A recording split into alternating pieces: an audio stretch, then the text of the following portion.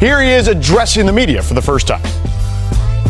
When you get a guy like Luka calling, referencing, checking on you, trying to see where you at to see, and that if you want to come, join something special that he's trying to cook up over here, and for him to say that, to see that he can really use my help, that meant a lot. Played against Luka a lot, been on a lot of opposing ends of Luka magic, and to be able to come out and be on his side at this time means a lot. It first came, my agent, I'm working out and I get a call from my agent saying, hey, Luka's reached out. And I'm like, yeah, whatever, all right. And then another day, same thing, Luka reached out again. And now it's real, it's no longer what ifs. It's real, and it's something we need to talk about. And that was a great feeling, like I said, and that's kind of what got the things going for me to be here, and I'm excited to be here.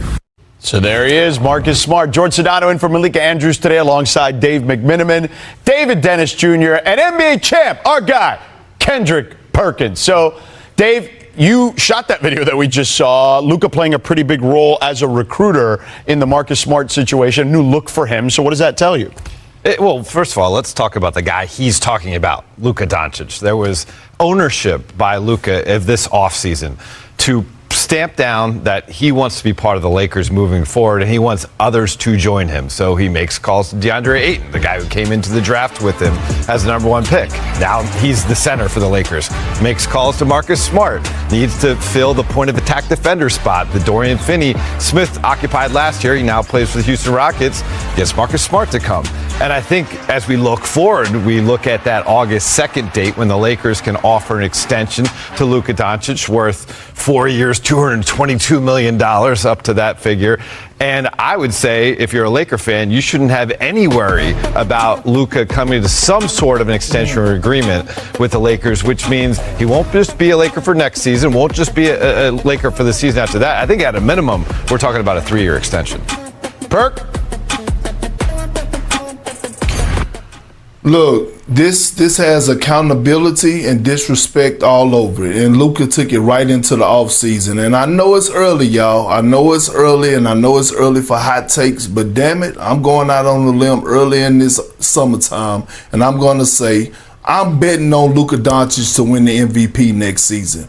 This is the type of commitment that I want to see from a great player like Luka. I want to see the videos of him working out. I want to see that he's taking accountability for his losing weight and getting in shape. I want to see him being committed to the organization and to his franchise and to his head coach by reaching out and getting players around him. You talk about getting DeAndre Ayton, they got him, right, a center that he needed. They also went and got a guy, Marcus Smart, who they haven't had a primary defender like that on the wing since Alex Caruso. And now all of a sudden Luka is saying, I'm ready for this season. I took the disrespect from last season with the Mavs trading me. I'm holding myself accountable. And all the greats in the history of greats have went through some type of adversity or went through some type of thing throughout their career where they had to have an accountability part. And we're seeing that through Luka right now.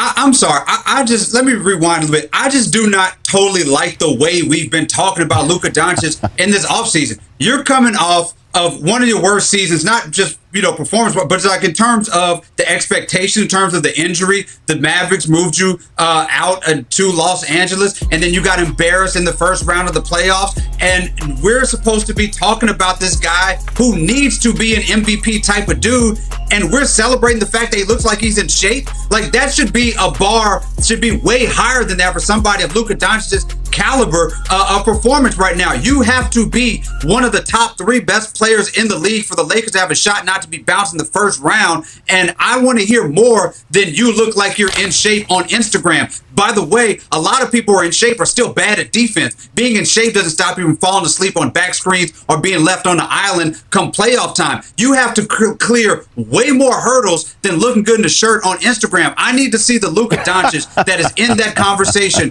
with Jokic, with Giannis, with those guys like he was before last year, because all this workout video is not moving the needle for me in the way that makes me believe that you're creating an actual contender with the Los Angeles Lakers.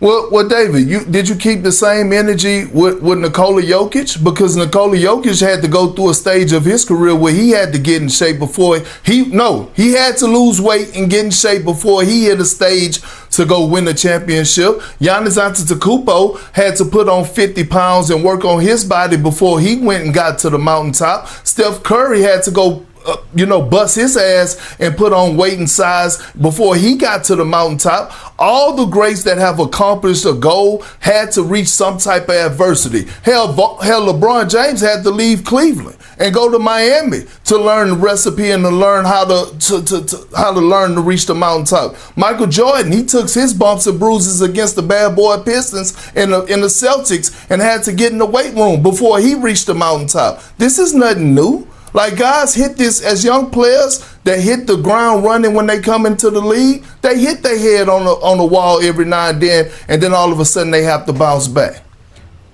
Go ahead. Let Dave jump in. Yeah, it's one thing to hit your head again. Yeah, sorry. No, go ahead, It was one thing to hit your David, head against the Pistons, to hit your head on trying to bulk up. It's another thing about hitting your head against, looking like you are in shape. We're talking about Jokic. I watched Jokic play a 3 overtime game in the playoffs. I watched Jokic go full 48 and not worried about if he's going to tire out. He's gone 7 games and done and pushed teams to that limit. These are not things that I worry about. When we're talking about LeBron's, Curry's, Giannis's, people like that, I do not worry about if they're in shape at the beginning of the season. I don't need to be worrying about somebody like Luka Doncic.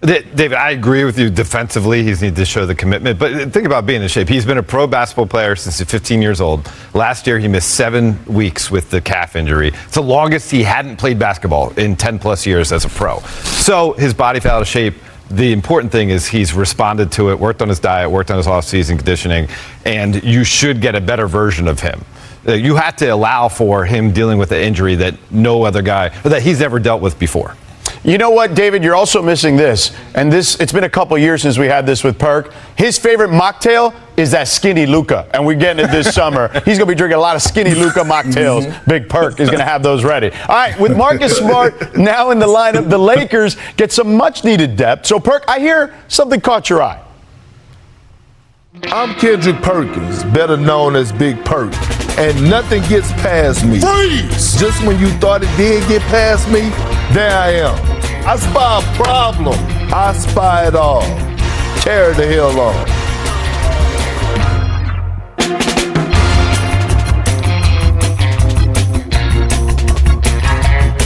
And I do. And we have this term in my neighborhood. That game recognized game.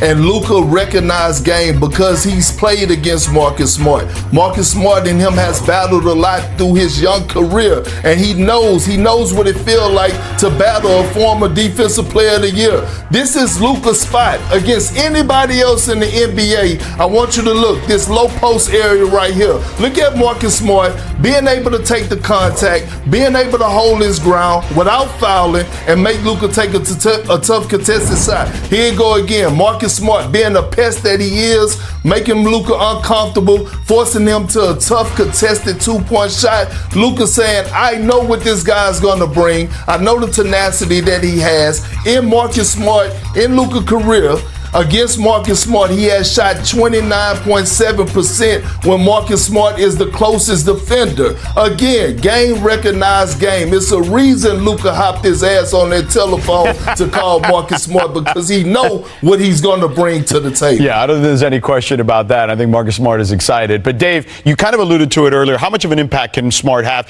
Considering, look, he hasn't played 60-plus games in 3 seasons. Which is a great point to point out, George. But obviously, he wasn't in the best situations in Memphis because of the injuries they suffered as a total team, and in Washington. I don't even want to call them Washington. He was with the Washington Wizards. You can't use the no W. Yeah. They weren't trying to win. So he was so excited to be in the Lakers facility yesterday. It was like he got a new lease on life. He's back in a winning situation. Yeah, he's on the other side of the Celtics-Lakers rivalry, of course, but he recognizes that both those franchises play to win perennially. And I think just that kind of effervescent attitude will do a lot for this group. he looks at it like we got a chance. I asked him, the West is stacked. Yeah. And he said, well, I would stack us up against anybody else in the West. We have no ceiling. That, to me, that energy, that confidence will do a lot. Getting this ball rolling in the right direction from day one of training camp. Yeah, listen, I had Marcus Smart on the radio show on 710 ESPN here in LA, and I asked him about that Wizards situation specifically. He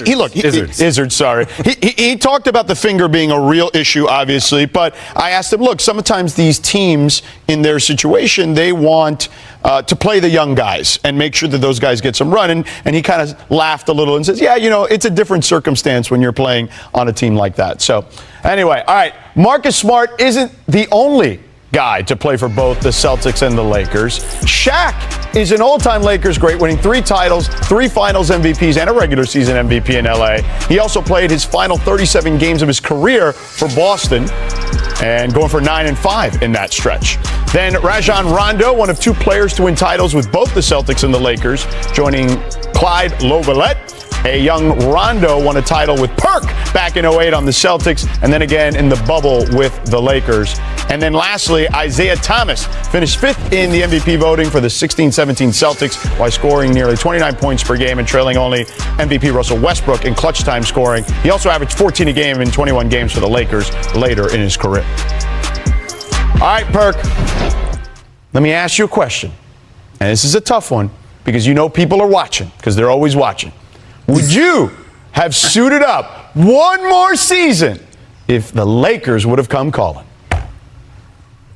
You damn right I would have. You damn right. Especially for the vet minimum, suit me up, and I would have did my role to the T. And that's sitting on the bench and being the extension of whatever coach they had at the time. You damn right I would have suited.